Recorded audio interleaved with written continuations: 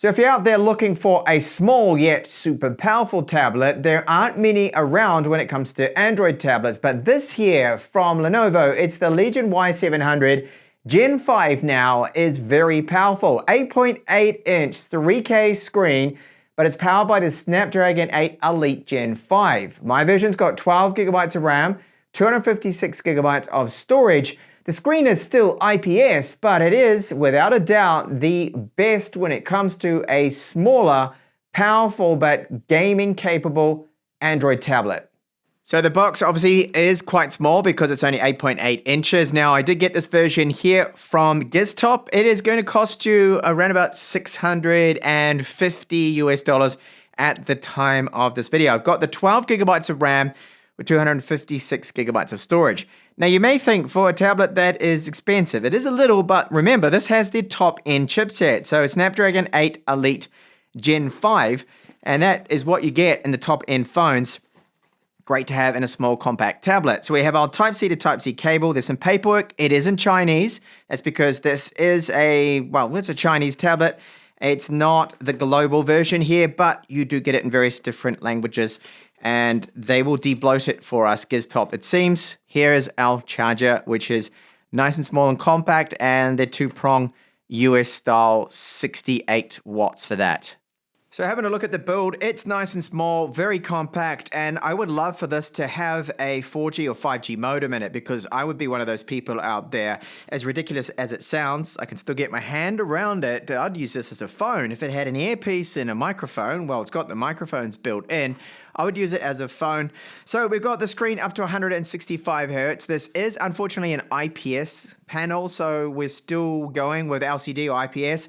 I would have liked to have seen OLED, AMOLED, and I don't even care if it's not 165, but 120 OLED in this, I think would have been absolutely perfect. Touch response is good, and if I just jump into something here like Chrome, you can see our bezels are pretty standard. Now, you wouldn't want them to really be much smaller than this for an 8.8-inch tablet, right? Because if it was too small, then you might accidentally trigger some your palms might set it off. But palm rejection does seem to be good. 8 megapixel camera right here. And the screen brightness is very good, I find. But being IPS too, that if you certain angles, you'll see that we get a bit of a shadow effect on the corners. So not quite 100% uniformed, the color. It is reasonably bright. You can make it out in bright environments. The brightness does crank right up. I don't believe the measurements on this, but I can get it into the high-powered mode, and it's around about close to 500 nits there, just over 470. So it does get quite bright, and the ambient light sensor seems to be working pretty good there for it too. Gestures are all good, and you can change the rate that you want to for the refresh. But all up, I mean, it's a decent screen. We've seen it with the previous models, and being 165 hertz, very, very fluid. So Legion branding on the back. This is pressed into the metal. This part's matte. That's glossy right here. You can just see Lenovo, a little bit hard to make out. Bit of a fingerprint magnet, 50 megapixel camera right here, and we get an RGB little ring just to give it a bit of a game rig kind of look and vibe to it. You'll see down the bottom there is a Type-C port right here, and we have a Type-C port also on the side with the speakers, and I'll show you that now. So the speaker grills there, they are quite wide, and the sound from this is good. I'll give you a test later on. So we do have video out, and we get up to 68 watts super fast charge with this, which is decent, with a 9,000 milliamp hour battery. There is the other Type-C there, which is great. So if you happen to be gaming, after all, this is a gaming focused tablet, then you can plug in your charging cable right here and not have it blocking where your hand has to be, unlike some other tablets out there. So that's a good move. It's a unibody metal housing. It's got a really good build quality to it. Buttons up the top here feel very good. And the SIM tray, yes, does take SD cards up to 2 terabytes. We've got some microphones. Sadly, no SIM. If it had a SIM, that would be absolutely brilliant, as I mentioned there before. So all up, very nice build quality, and pretty much what I would expect from Lenovo. So Play Store is there. It comes with it, or at least GizTop has put that on there for us, and they did de-bloat this ROM. So that means that there was no real bloatware on there like some of the Chinese apps that you would see. They pretty much got rid of everything. Other stuff you do see installed, that is from, well, me. I went and installed, obviously, my applications and whatnot. So you get it in your own languages too. You should have all the Android 16 languages that this does come with. And one of the weaknesses will be that UI, that I think it's okay. It's not exactly the best, but performance has been really good. It's been snappy and fast, as you would expect, though, considering the spec of this. Even with the 12 gigabytes of RAM and the 256 gigabytes of storage, don't forget we have up to 2 terabytes of micro SD card expandability. So for most people, that really is not going to be an issue, because you just put in an SD card, maybe 512 gigabytes or another 256, to give you that 512, and you will be absolutely fine there. So I'll bring up battery. We can take a look at some of the settings here, because they have got the bypass there too for this. So when you go into the battery settings, it will show you some of those options you've got. So you can show the charging optimization. You can show the battery percentage, detect any drain. It even shows you the temperature, which is good. Overcharge protection, and it'll alert you to abnormal stuff, power discharge. So that is also very good there. Now, battery saver, there is this option too as well that you're able to enable. And there's a few handy settings in here. So all pretty standard there and straightforward.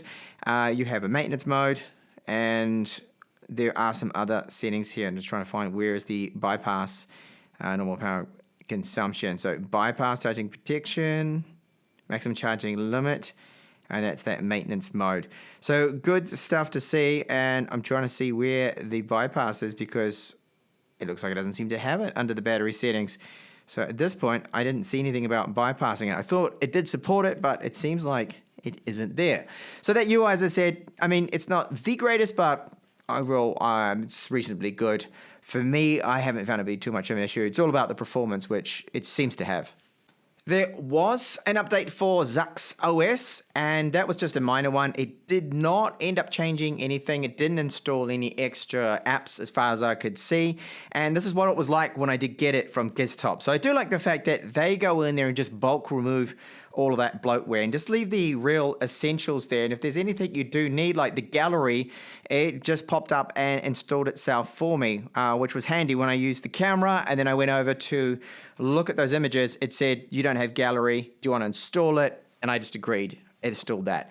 So battery life, because of the potent hardware and the fact it's 9,000 milliamp hours is good, but at 165 hertz with our refresh rate does take a bit of a toll on especially the battery life there. So I had set the brightness to a normal level that I always kind of do, so it's not crazy bright or anything, and almost 7 hours. You'd be able to get around 7.5. If you lower the refresh rate down to 120, or put it even at 60, then you're going to exceed probably around about 12 hours of screen on time. But you sacrifice some of that fluidness of it because we don't have the high refresh rate.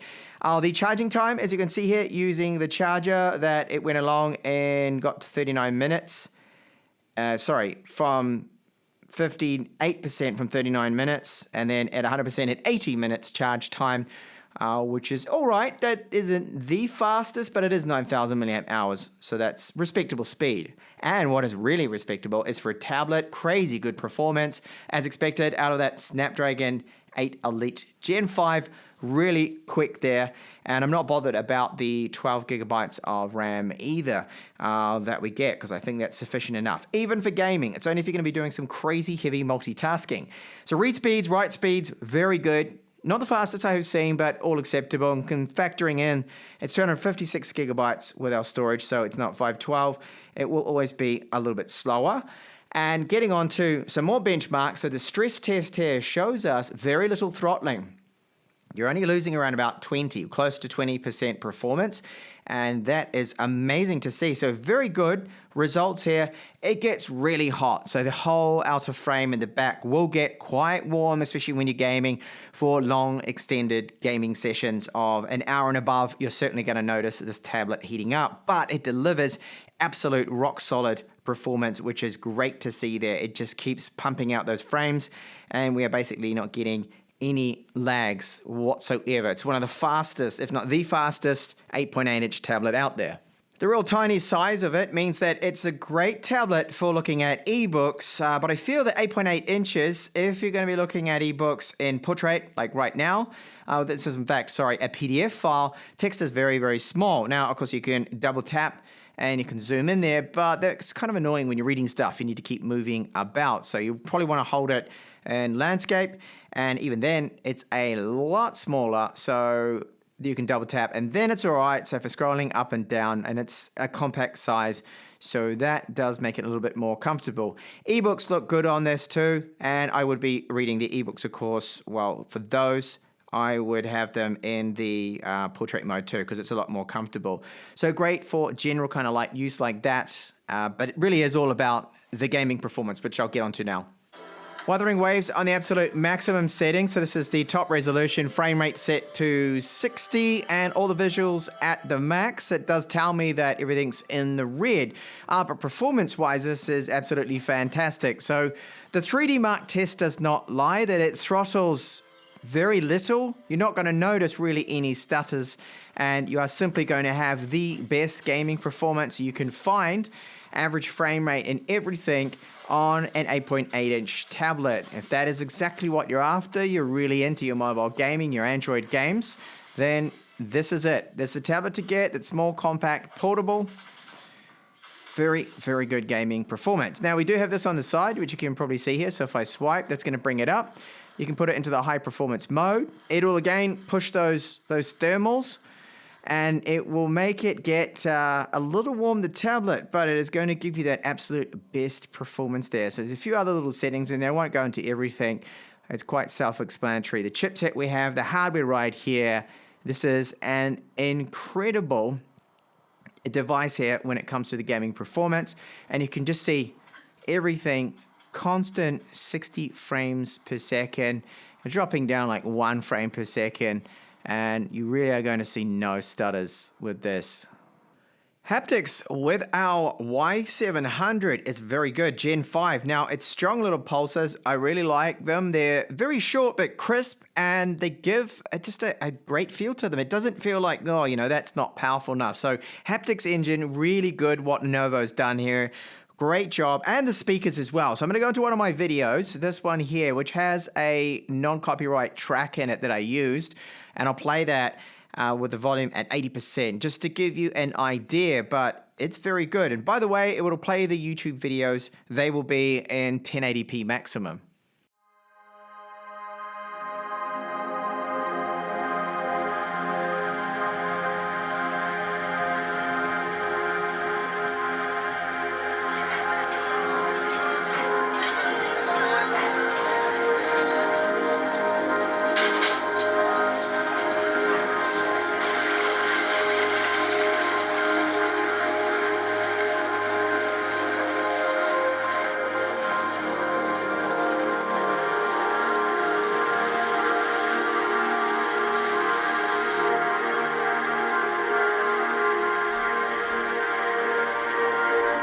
Very loud, these speakers. For an 8.8-inch tablet, they've done an excellent job using this hardware and just the way they've tuned them.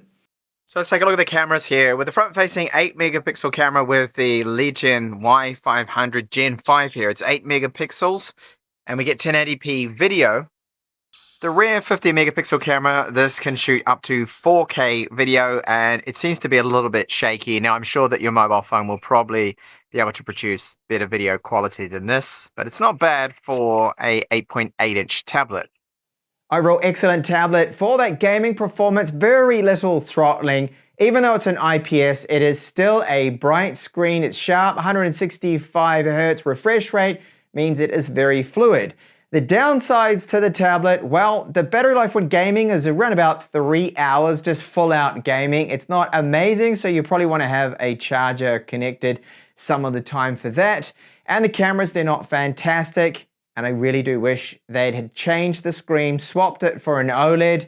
Even if it was 120 Hz, I think most of us would gladly accept that. But still, very good. And yeah, it's a little bit pricey, around the 600 US mark, but you've got the top-end chipset in this, and that's really important for the absolute best gaming performance. So thank you so much for watching my review here.